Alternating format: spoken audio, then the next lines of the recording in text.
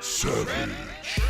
What's going on, Savages? Welcome to another episode of the Savage Snowflake podcast with me, Jeff Leach, your little quarantine boy, little Papa J, hiding at home, the ghost with the most. Uncle Jeff, who comes over to borrow a cup of sugar and then takes you into the bedroom and seduces you for hours and hours upon end. You're like, we're uncle and niece. What are you doing? Listen, don't be disgusted by it. Just enjoy the fact that you're allowed to touch someone for the first time in the last month. Ladies and gentlemen, thank you very much to all the patrons as well. Big shout out to Comrade Doggo and James Casey joining us as patrons of the podcast. If you want to support this podcast, head to patreon.com/Jeff Leach. That's patreon.com/Jeff Leach, and make sure you sow some love over there. There's loads of different tiers. You get kickbacks depending on what tier you choose.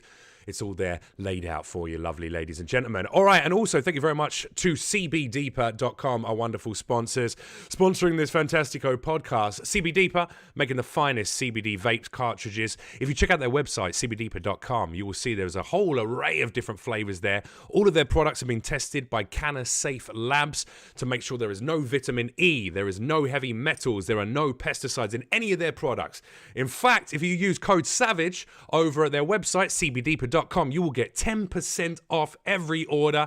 Half grams are currently going for $15, full grams for $25. You can't say fairer than that. Best prices on the internet, best company on the internet for CBD. cbdeeper.com. Make sure you check them out. Thank you very much. Ladies and gentlemen, joining me today is a fantastic comedian, a buddy of mine from New York City. He's a regular at the Comedy Cellar, all the famous clubs back there on the East Coast. Not only that, he's got two wildly successful podcasts himself, and I've been a guest on one of those. Joining me today is Jared Freid. How are you, buddy? Well, you're doing that. I'm glad you joined me today because you're saying you were moving house today, that you've been doing the big... Oh, wow. Yeah. Which was very nice.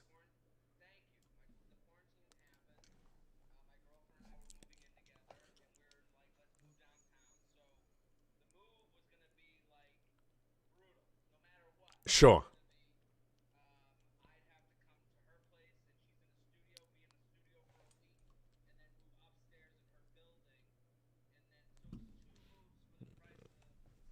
My dude, I'm so sorry, man. We're going to have to pause here. Audio is muted on his end. No, it's fucking not. Why is that not coming through there, man? All right, I got no audio from your end, brother. They can hear me. They can't hear you, which is weird. No. I don't know. That was worse. Whatever you just did there. So that, yeah. Don't change anything at your end. It's definitely from my end. So my voice meter output VB audio. That's what it should be. All right, I'm going to have to stop the recording for a second. Fuck me! Desktop audio. Let's go. BB audio meter.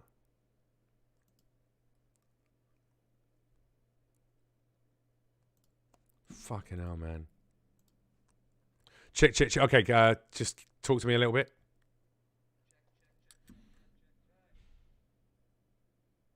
Audio is muted on his end, and it's not...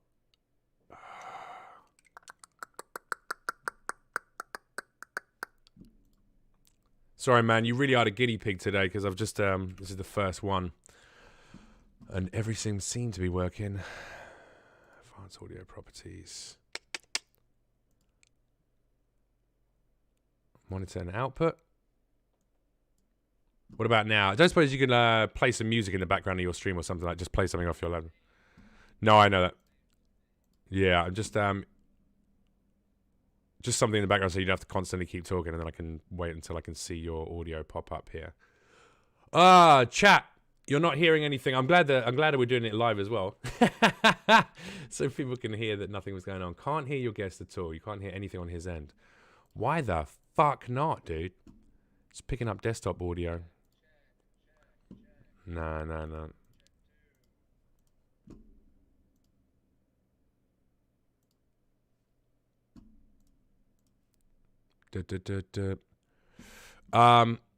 Yeah, sorry, man. Can you do me a favor? I don't suppose you could. You're on your laptop. Can you just play, even if you just play anything in the background, just a bit of music or something? Just means that you won't have to keep doing vocal checks, but I can constantly see until your audio pops up.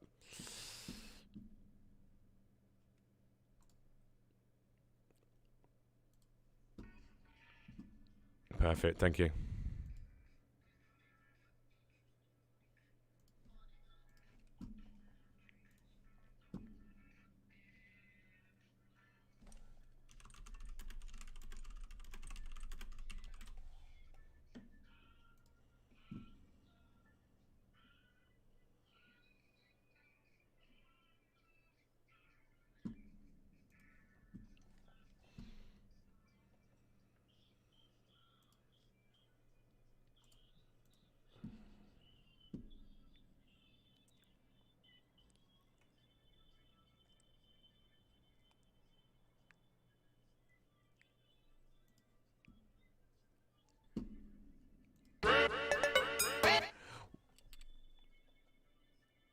You can hear the music, but super quiet. Why the fuck? You can hear his music, but super quiet. That's so weird. Why is Zoom coming out so loud? Okay, so it's got to be a Zoom thing. Let me...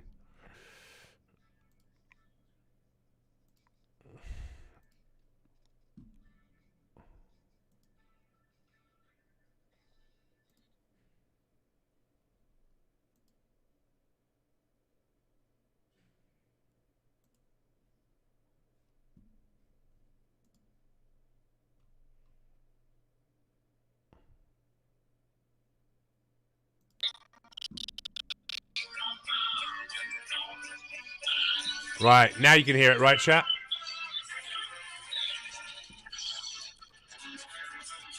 Good. Chat, you can hear it now? There we go. All right, fucking hell, man. You ready? Let me just check it still. Yeah, let me just check it still records on Audacity. Just give me a few lines.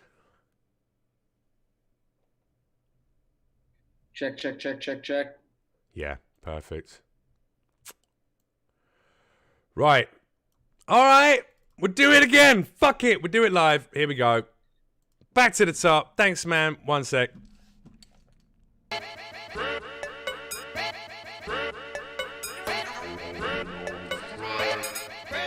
Savage.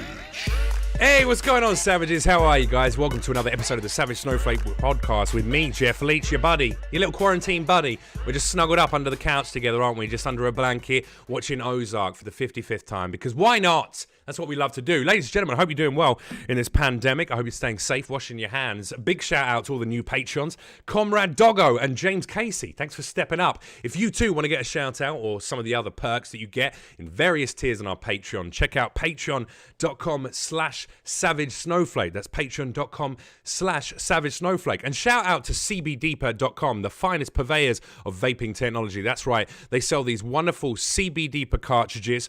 The half grams are just $15. The full grams, $25. If you use code SAVAGE at cbdeeper.com, you will get 10% off every order. Whole range of flavors there. They got Tangio G, Fruity Pebbles, Sour Diesel, Blue Dream, Lemon Berry, and of course, Natural. So, ladies and gentlemen, make sure you check out patreon.com/Savage Snowflake and of course cbdeeper.com. Now, joining me today for the third time, technically this is the third time we tried to make this happen, because we've literally just done an episode that didn't work because the fucking audio, because I rebuilt my entire PC over the last 5 days. And the prior time, I don't know what happened. You were away. You were moving.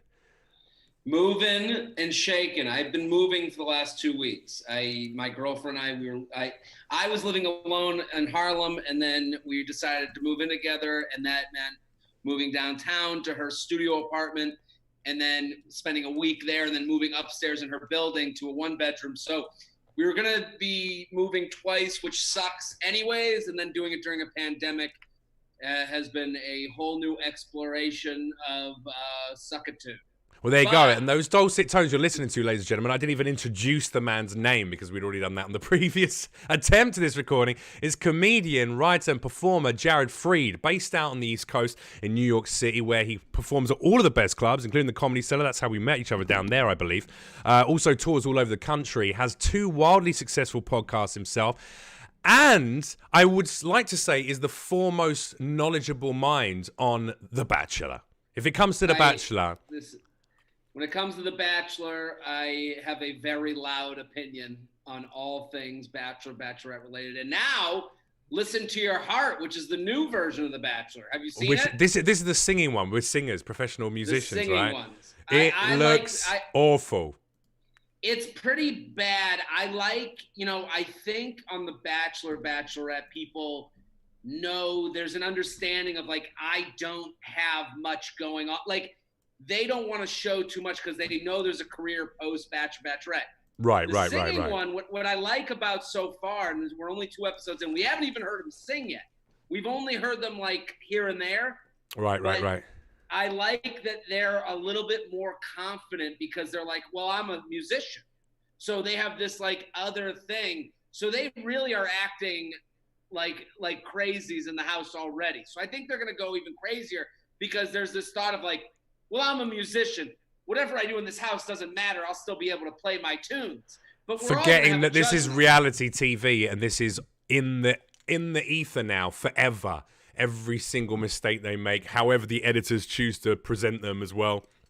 Well, I just think that the fact that they are trained musicians and they don't consider themselves Bachelor contestants. They consider themselves musicians. I'm a musician, just finding my platform. Just finding my platform. Just making a deal with the devil to go on this show. But the show's still happening. So it's been great because it's a very nice mix of personalities that are not holding back, which I enjoy. Now, people over in chat are asking whether you actually enjoy and watch The Bachelor because of yourself or because of your girlfriend and she makes you watch it, which I can understand their question. No, I know you love it. This is the thing, right? Yeah. You're passionate about this. And you've built a huge audience as well. I mean, like, you've got hundreds and hundreds of thousands of followers. And I was rather shocked to find out, like, other comics have told me that when you perform a show in a town that you're going to, the audience is 95% 20 to 35-year-old attractive women. Like that's it's all women. It's all girls, and they all come out because of this voice you've developed, which is very much a male voice. It's very much a manly man. I mean, we just have to look at those Spartan warrior-looking shoulders you got rocking there. That's right. To know that, this is a boy who's very happy to be an alpha. And yet, you also have created a voice which is, I am the manly man who will be honest to women about what men are thinking about them and about life and about, pop culture, et cetera, et cetera. Yeah, I don't know how that kind of happened, but it happened. I mean, it's all, and everyone that comes shrewd to shows, business sense. That's how. That's shrewd right. fucking business sense. I do sense myself getting along better with the women that come to the show. Like the women that come, like they feel like family. Like they're like, I think because of the podcast and because of the way I talk to The Bachelor, they treat me much like their brother, like that, like that I'm like, giving them, because I think also like when you give advice, you have to be vulnerable. You have to put yourself in it. You have to be okay with making yourself look bad or not like the hero. You're not there to save someone. You have to show people that you're in it with them. Like someone commented, I put up like little pieces of the podcast on my Instagram, and it was one about, this woman who looked through her husband's phone, which happens. And she's like, and then someone commented and it was like, well, she sounds like she needs confidence. It's like, yeah, we all need confidence. Like that's not advice. That's, what does that even mean? Like we all need confidence. Pointing out how shitty all of our existence are. You're not helping the situation really. Yeah. Yeah. You're just saying and to say she needs confidence, that is implicitly saying, well, I have confidence because you're saying it. But really, you're the least confident because you have to point out that someone doesn't have confidence. It's this weird, slippery slope of emotional deficiencies. But I think I'm pretty open about that. I think with dating and especially The Bachelor, like I love The Bachelor because people are asking. It's not my girlfriend that loves it. I love it because I think it, as a big show, it's stupid. 30 women for one man, 30 men for one woman. But small moments, these dating moments, they're very real. They're very relatable. They're very much easy to make fun of because like last night on Sing It, Listen to Your Heart, there was a guy who he's on the show and he's like this kind of, stud dude, good looking. Sure. And he goes on a date with this girl. I know exactly what you're talking about. I see it every morning in the mirror, Jared. It was a Jeff Leach type of guy.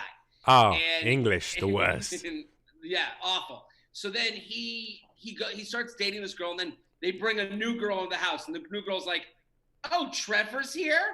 I know his ex-girlfriend." And then she goes, "I know he cheated on his ex-girlfriend," and she then sits him down and goes, so did you cheat on your ex-girlfriend? And he's like, well, I emotionally cheated.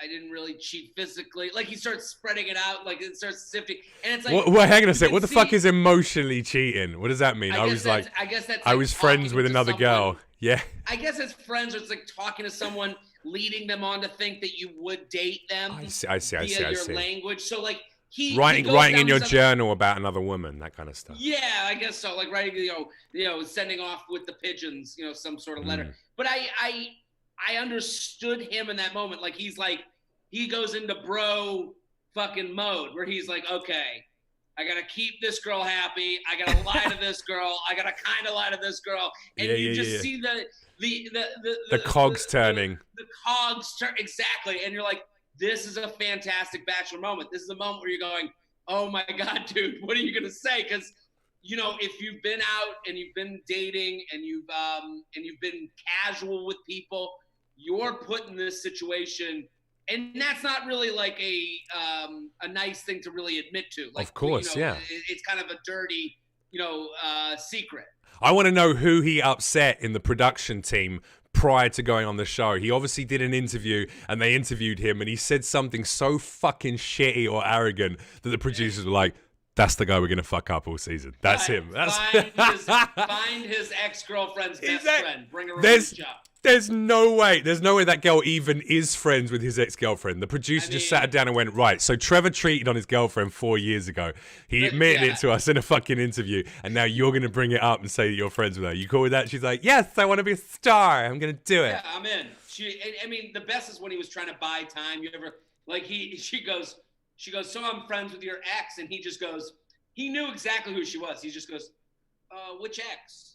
And you're just like, yeah, that's him buying time. That's him being like, or he's just going, I cheated on so many women over the course of my life. Which one is she friends with? Yeah. I think there's something, like, don't get me wrong, I understand the immediate value of trash TV, because it really is, reality TV is very much, and you're correct, there are these little pockets, these little moments where you feel connected to these characters, because everything's high drama and high energy all the time. It's very difficult not to be, geared up and swept away with the series. But I used to watch all of that stuff with an ex-girlfriend back in the UK, and I gotta say, the day I put down the reality TV shows, the Love Islands and the Celebrity Big Brothers, it was quite a freeing moment, man. Did you ever worry that your brain is slowly rotting away because you're watching Kevin and Sarah argue about, why he looked at, Teresa on the beach in her bikini that day? It's like, I think they're very discussable, and I think I watched in quarantine. I decided I was going to watch the first few seasons of Real Housewives of New York. Wow! So I started watching that show, and you watched that show. Was that like training for your future wife, the girl that you've just moved in with? You're like, if you're going to be married to this hunk of... She's a huge fan of the show, so it was almost like a venture into what she loves, and like it is, Real Housewives of New York is so different than The Bachelor. They're just gossiping, and you're just like at the kitchen table, like watching them gossip. Oh, you got a Pinot Gris, babe. You got a little Pinot Gris on the gun. Oh, okay, and you're deciding, and it more than The Bachelor, you put yourself in the shoes of the character. Right. So you start because on the Real Housewives of New York, the first 3 seasons are about Bethany Frankel, who is now a billionaire, Skinny Girl Martinis, Skinny Girl Margarita, whatever. She's a billionaire. So you're watching Bethany Frankel as this young upstart join this group of women who are Upper East Side, high society, big money people, house in the Hampton people.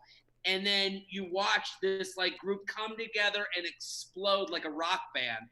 And it's so interesting to watch because you're sitting there going, who do I agree with? Who do I not agree with? Well, if my husband had cancer, how mad would I be at a friend who didn't visit him in the hospital? So it's almost all like these things.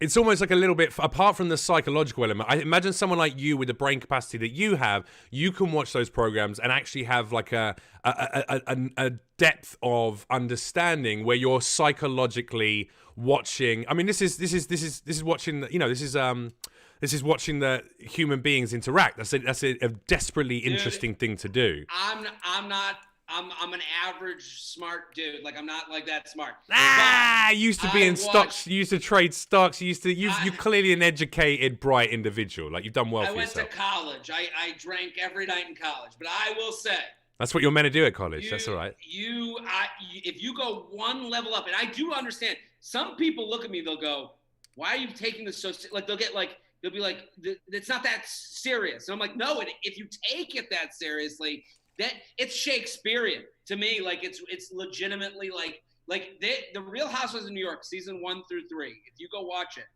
is basically the taming of the shrew. It's the taming of the shrew. I put it on the same level, man. I would say this: you are watching Bethany Frankel infiltrate some of the most wealthy people in America. You know how hard it is, you know how hard it is. Like the whole idea of the American dream is a little fucked up because we have the least amount of economic growth from one. We have very little from one generation. You don't go up another economic. Like it happens very little in our country, even though we talk about it a lot. Right. You know how hard it is for Bethany Frankel to go from 1-bedroom apartment in New York to I have $1 billion company and I'm in the Hamptons. I'm with the house. Like it's amazing. If you go back and watch it through that eye, you're like, oh shit, she had a plan. She was thinking.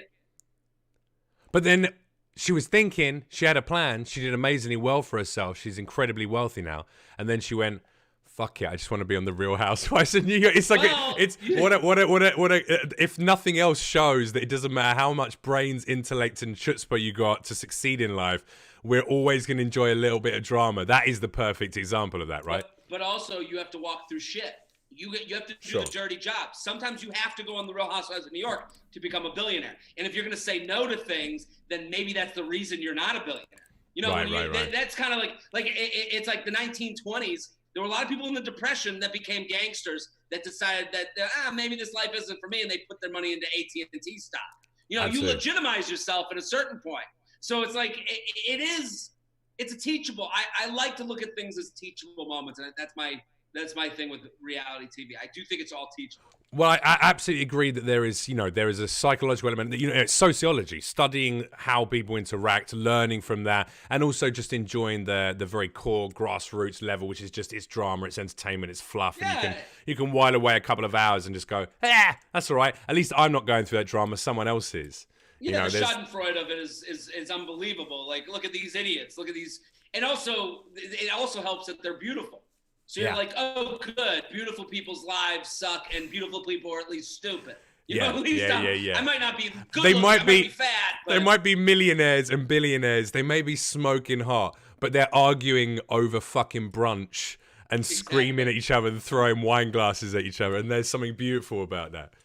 And I get to watch, and I get to go, look at you idiots. And silently judge them. Yeah, there's definitely an element to that. Now, you do a broadcast for Betches, right? There's an Instagram page called Betches, which has like millions of followers, and I know that you're tied to them. So a lot of your Bachelor content seems to tie into that. So you've already turned your love of The Bachelor and your love of reality TV shows into a monetized, visceral thing that you can build an audience from.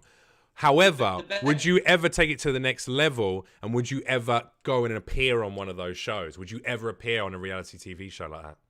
I would. There was a time where I would have, like when I was younger, I would have gone on The Bachelor for sure. There's no, I wouldn't say that I wouldn't. I like how I just heard something slam in the background there, as if your girlfriend overheard that. Like, she just jumped off the roof. So at a time I would have gone The Bachelor. As I get older and fatter, I look there, like I'm not obese, but next to these people, like we have to realize that the men that go on these shows are Captain America. They are built. I've interviewed a lot of them, and like on when you watch like a basketball game on TV, you're like, oh, they don't look that tall, and then you go to a basketball game and you're like, they're fucking so tall, it's crazy. It's right. Because of the perspective, the perception. Same with The Bachelor. These guys are Captain America strength. They are enormous. Even the small ones, when you see them in person, are enormous and jacked up. So I know I wouldn't get – the problem I would have on The Bachelor as a contestant would have been me against the backdrop of them, I would look like I should be on 600 Pound Life and be carted in and out of the show. The second issue is they would have to put Jared Freid, comedian, and no, that's not fooling anyone, is it? That's not fooling anyone. That's a bad setup. You can't be as funny as Jared Freid, comedian, written in the right. I would have been like, because there was a guy last season who everyone makes fun of, this guy Jed, who was a musician. Right. And Jed got to the end, and women hate Jed now because he ended up getting caught in an emotional cheating thing himself. But beyond that, Jed was a musician, and people made fun of him for just being a musician. Like, they were like, and then it came out that he had the dad was like, he gets to meet the dad, and the dad's like, so Jed, and again, teachable moment. This is a real thing that all of us can interact with. The dad's like, so how are you going to support my daughter being a musician? And he goes, well, we're doing okay. We just sold a dog food jingle, and we're going to go on the road. And the minute he said dog food jingle, I was like, this guy is fucked. Because you and I know selling a dog food jingle, that's pretty good. I mean, you can buy a house. You can buy a house for a dog food jingle if it's. You see a friend in a Bud Light commercial. Those residual checks, you're like, all right, someone's doing all right, yeah. Look at someone's doing okay. Someone is floating the boat. Wow, do you see those 3 seconds of screen time on that Super Bowl ad? That's like a house. Congratulations, man. Yeah. Exactly. So you and I know. Who cares? It was for adult diapers. That's all right. I mean, you made $1 million. Oh fuck! I will be on the adult diapers commercial. Eating Hims anti-fucking erection pills. Yeah, just like it doesn't matter. I'll do whatever. I'm a shill. Yeah. Because all you're doing is, but you and I know that the audience for The Bachelor was like, it was like a bomb went off. They're like, a dog food commercial, and they're making fun of him because he can't live up to musician. Right. No one understands that there's middle-class musicians, there's middle-class comedians, there's middle-class of everything you talk about. And it's like on this show, especially where we're there to make fun of them. So that was my other reason. I was like, I could never be on there and be like, look at a dad in the face and be like, yeah, I'm a comedian. And I just got in at the Cellar. They're paying $30 a spot. And, yeah, I understand what you're saying. So yeah, well, I mean, look, let's remove the job. I more just meant, would you be comfortable having that level of intimacy of your life being put into edited fashion, taken out of context, depending on the editor's choices and the producer's choices? Like, what about a Kardashian style show? What about Jared Freid and his girlfriend? I don't think the editors can. I think the editors are like steroids. They just make you a bigger version of what you are. Not true. I used to host Big Brother's Big Mouth back in the UK, and there was one season where there was a character in the house who I saw like raw footage and like how this guy was being, and he was really quite a good guy. But throughout the season, they only ever edited, because bear in mind, they got 24 hours a day, and they're filming that whole day, and they will edit that down to a half-hour show or whatever, an hour show, like 45 minutes with adverts. And in that 44 minutes, you got challenges, you got, arguments, you got sexual stuff, you got all this stuff. This guy's little 5 minutes per show, it was just him being a cunt. They just decided... He looks like a cunt. They don't like him. Let's make him the cunt. The secret to all reality is that you have to be more entertaining than you are an asshole. Sure. So there you go. Bethany Frankel's a great example of that, where she's the fucking straw that stirs the drink. Is she wrong in certain aspects? Like you said, this guy's a nice, quiet guy, and then he's an asshole for 2 seconds, and they're like, well, we got to do something with this nice guy. I guess he's the asshole. Right, sure. Yeah. You got to understand that you're, like, I think it's like us going on stage. Like, you don't just walk on. No, you read a room. You read a room as well, and you change how you are based on. You're there to perform. Absolutely. And I think, like, I like the Kardashians. I watch that show every now and again. My girlfriend's a big fan of it, and the one thing about the Kardashians is they're unapologetically a family. Like, so like it is actually pretty honest. Like, I actually respect that show. There's another show. It was the same with the Osbournes as well. The Osbournes was a bit like that. Like, don't get me wrong, all the situations were fabricated. A lot of them, or very. Oh wow, we're going to this Fashion Week show that Kelly's been invited to. It was all very much like that. But at least when you saw them arguing or screaming at each other, you're watching kids and parents arguing, having a little tender moment on the couch. Dad says something funny, it cracks everyone up. He farts at Christmas, whatever the fuck it is. Oh, Sharon. And it's all against the backdrop of Ozzy being who he was. There you go, Like, that makes it even funnier. There's another show, Chrisley Knows Best. It's on TBS or something. It's the worst fucking show I've ever seen. Like, I don't just like any reality show.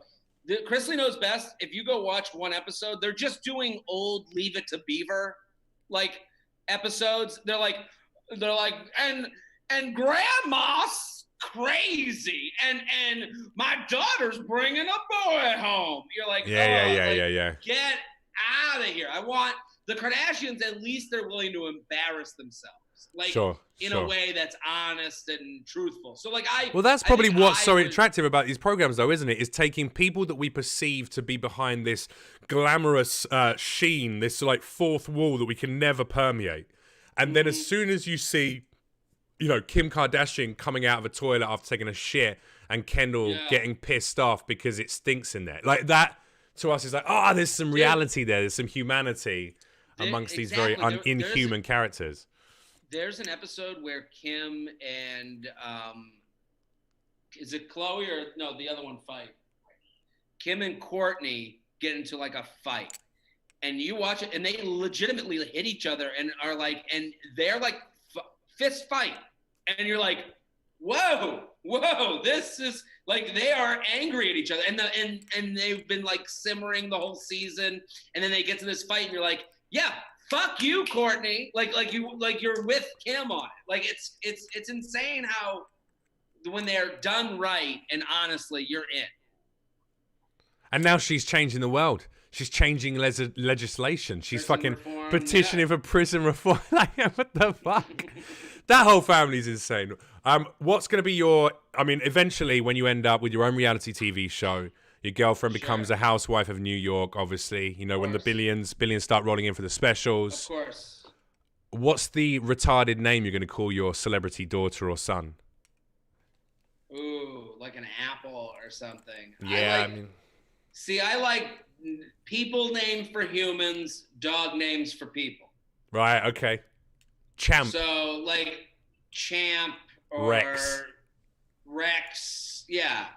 Or Mr. Sniffles. Call your baby Mr. Sniffles. Yeah, Sniffles free. We just, we thought it was cute. Yeah, we hate our child. We didn't really want him. It was a coronavirus. We were quarantined. What are we gonna do? Have you and your partner been doing well during this quarantine period, or has there been disquiet moments, especially with a move? That's quite a stressful thing. I think we're doing as well as we. I don't want to get you in trouble. I know she's within earshot, so we're doing well. Like, there's been arguments. I think the fact that there has been arguments is a good thing. Like, that's when you're communicating when it gets a little louder. And also, you have to have that little offload of that little moment of tension and frustration has to come out, so then you can have the nice little snuggle later on, the little makeup sex. You know what I mean? Like, how's it been for you? Has there been? I'm the same as you. Like my girl and I, we've definitely had a few little arguments, especially at the beginning. Like the first 2 weeks were the hardest I found because you're in a completely new situation. We weren't already living together like you and your partner have been previously, and we weren't. We just moved into like the last 2 weeks. Okay. Well, then exactly the same situation. So I think there was a bit of change there. It's very hard for someone to have to come into someone else's space. Like that's a real. That is. And then you add on top of that the fact that, hey, by the way, everything you think you want to do with your life, you don't get to make a decision about anymore. It's completely reliant on what the government tells you to do, and also what your partner needs to do in that space as well, because this is kind of his home and you're moving into his home for a bit, But after those 2 weeks, we had good conversations. We had a couple of arguments. We were very open and honest, and now I feel like we're fucking flying. We're really... It's actually been a strengthener for our relationship, which is incredible. See, my girlfriend hates these headphones. Thinks they Because are. you shout when you're wearing them, and she Well, can hear no, everything? because I will go and, to me, putting on headphones is like, I'm going to go into my own world. I'll listen to a podcast. I'll get stuff done. Yeah. I get too distracted. So Right. I need to be able to put headphones on, zone in on like relaxing, just kind of like get my thoughts together. And every time she'll talk to me, she'll go, hey, what do I, and she'll realize like 4 minutes into the conversation and I'll go, what do you, oh, sorry. Wasn't listening. Yeah. And it's like, so now that's the one thing we argue about a lot, but I'm trying to it is weird because we are both working. So like you're both like, I just want to be like, hey, like we'll come out, I'll put these down, but like work hours, like I'm going in and out of this zone a little bit. It's tough. Yeah. I'm the same. Mine is with streaming. So when I've been streaming and broadcasting, I might do 7 hours, 8 hours in a day.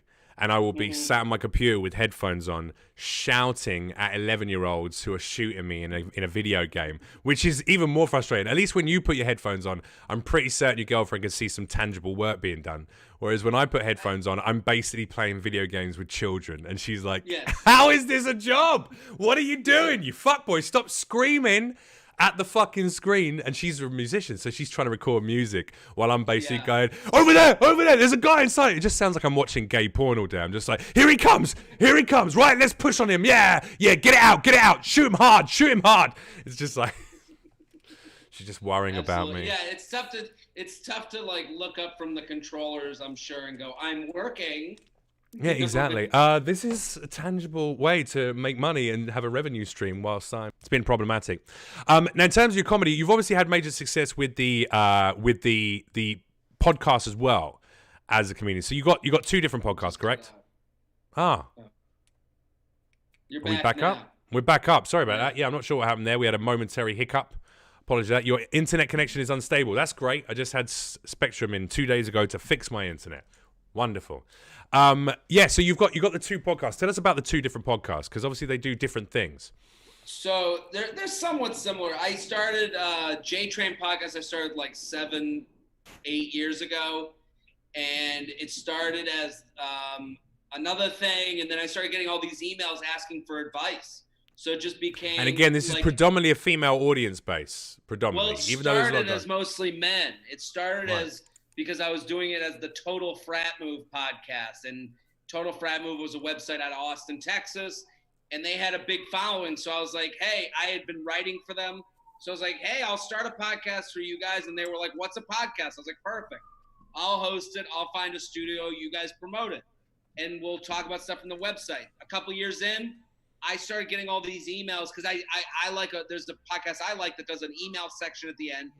And for whatever reason, people started writing in asking for advice. And I'm not an expert in anything. I'm just like, I'll be honest with you. That was really my only thing. So I started getting like 50 emails a week. And when I started getting all the emails, I was like, this is the show. So it became all emails and just lifestyle advice. And I would have guests on and we'd give advice. And I'd try to get, comedians' names out there and all this stuff. Yeah, no, that's the one that I did, which I enjoyed it very much indeed. Yeah. And I also felt like, again, to me, it sounded. I was. I remember I messaged you afterwards. I was going. You inspire me to go. Like I need to do something, some kind of vehicle, some kind of project that is designed for the women who follow my content. Because when you can look at your analytics, I can look at my podcast analytics, I can look at my YouTube analytics. I'm currently about 51% men, and it's 49% women. So whenever I feel like some of my content is geared towards dudes more than ladies, I'm like, I'm a fucking idiot there. There's a whole audience of women who are just waiting to get something decent, without refabricating or redesigning, your creation. I was like, how do I find something to do for ladies? The female thing kind of happened over time because it started as a lot of the emails were for men. And anytime we got a woman that wrote in, we actually made like music for it. Like we got so few female emails that we made like a whole guitar riff that was like chick email. And then it became, we couldn't even play the music anymore because over time, the dude emails just kind of stunk. Like guys are very simple. It's like, I went to the bar. How do I fuck? And it's like, okay. And they weren't as depthy as I would have liked. Yeah. The women's emails are so depthy, as you know, like they're so good. They're so thoughtful. They're so nuanced. And like those really gave us like meat to chew into. And the more we were doing female emails, the more women would like tell their friends and go, wow. And so I started going on whenever I'd go on a mainly podcast. And so as podcasting changed, so did my audience, because when Serial started, that was like really the first podcast that women were listening to. And so all of a sudden these women are starting to listen to Serial and the murder mystery podcast. And then all of a sudden they're like, well, we like this. And I guess mine was an easy extension. And so now I had this audience and I started bringing on more female guests. I became friendly with the Betches, and they, they're great. They have a multi-million-dollar company. They're, so it was great to bring them on for perspective, because you have women who are starting out from college wondering how to do work stuff. So I was like, bring on the Betches. Let's have them answer emails about, starting a job and relationships. The dating stuff would come up too. So they, about 2.5 years ago, and we had a good relationship. We always had a great working relationship. And they were like, hey, we want to start a dating podcast. We want it to be from the male and female point of view. We'll co-host it. And so Jordana, one of the Betches, and I, we co-hosted together. And we basically, and that's purely modern dating talk. And right, that's purely modern dating issues. Whereas mine is I'll do any It's a bit more open to in. whatever questions that come through. And I know if people subscribe as a Patreon to your podcast, the J-Chain podcast, they can actually submit a question when they do that as well, can't they? So it's a nice way to immediately get their question into the load, ready to be read at some point. They would get their question answered personally by me. So that's what I've been doing on Patreon. I'll do extra podcasts, but also like if you really need advice. And like, I'm not an expert. I'm just someone who's going to look. I think with the problem with can I just say though, I think you're very fucking clever though, man. I said this to you off camera after we finished your recording. Not only the way that you keep the energy so fucking 100 throughout every single episode. I know you're constantly going, check him out at JTrain56 on Twitter, Jared Freid on Instagram. You're plugging the socials, plugging the Patreon, bringing it in. But outside of that as well, the best audience to have, the audience that have supported me the most, there's 3. It's women, because women digest content and want more. They're greedy for content. Like when they like something, when they get one thing they like, one episode of The Bachelor, if they watch it and they enjoy it, they go, I got to watch the whole season now. If they get one podcast episode they're into, they go, I got to listen to every one of these. I got to know what's going on. My girlfriend just got into a TV show, and she's watched it all in like the space of 3 days. She just watched all the episodes, and this is amongst doing her other work. Those women are incredible in that way. Gay men are incredibly good as an audience to have, because they have that dispensable income. They're way more into the arts and to culture. They're way more into, spending money on actually digesting. Dude, I'm sorry, there's lightning going on outside this window. That's crazy. Oh, really? You got to see it. Yeah. Sorry, but you're right. Sunshine out here. No, it's all right. And then the final biggest lightning bolt I've ever seen. Maybe it's God blessing this podcast recording. And then the final one is nerds. My gamer geek nerds on and geek culture nerds online, because those motherfuckers, if they like something you do, like if they like you doing a podcast, they find out, they go and check your website to see when you're performing live. They go and find your videos on YouTube and they like all of those. They comment on them. They find your live stream and they'll start watching those and subscribing those. Like they know how to traverse the multitude of multimedia that you might be putting out as a creator. Whereas, if someone's in their 50s and they love you at a stand-up comedy show, even if you give them a card with your fucking website link on it, the chance of them actually going home and subscribing or becoming a patron or downloading the podcast is just a bit less likely, I think that also has to do with podcast fans. Like just generally, podcast fans, I think it's the most intimate art form. It's the only one that you put someone inside of your body. So if you're listening with earbuds in, we are inside of the people. Depends. OnlyFans is also a great place where you can... Oh, sorry. Fair. Sorry, you watch people put things inside of their body on that platform. Oh, okay. Yeah, my bad. Right. So I think with podcast fans, there's a relationship that is formed that is, because, and I believe this, where if you're consistent over podcasts, you're along with that person at their most lonely moments, and you're inside of them. So you're literally with them on the way to work, at the gym, at night, to go to bed. I listen, and I'm a podcast user, you're a cyber stalker, technically. That's right. I'm stalking the shit out of these As people. soon as you're into a podcast, that basically means a restraining order is on its way. It's coming. All right, we got to go soon, man, because I know you got to wrap this up because you've got another meeting at 3:00. I'm sorry we had the technical difficulties at the beginning of it. Sorry to cut. That's all right. No worries. It was a pleasure to have you on, even if it was just for a brief chat. We'll do it again in the future when I have all my tech running perfectly. Let the people know what's going on. I know that if they want to check you out online, they can hit up at JTrain56. That's letter J, Train 56, numerical 56. That's on Twitter, and then on Instagram at Jared Freid. That's Freid. And if they want to check out the podcast, Jane Train Podcast, they can find that on all good audio apps. What's the one that you do with the Betches host as well? The You Up podcast. You Up, as in letter U and then Up podcast. They should find that one on there as well. And I'm assuming once this horrendous pandemic is over, you'll be back on the road performing and selling out venues all over the country. And is it just jaredfreid.com? Is that the website address? Praying to the lightning gods every day. That's the truth. Thor has heard your pleas, and he's sending JaredFreid.com. And listen, on Instagram right now, if people want to put their toe into the water of The Bachelor, I just did Listen to Your Heart last night, so it's on my stories right now. There you go. Make sure you go and check out his Instagram, watch all that content, and support this fantastic, hilarious, and very kind man.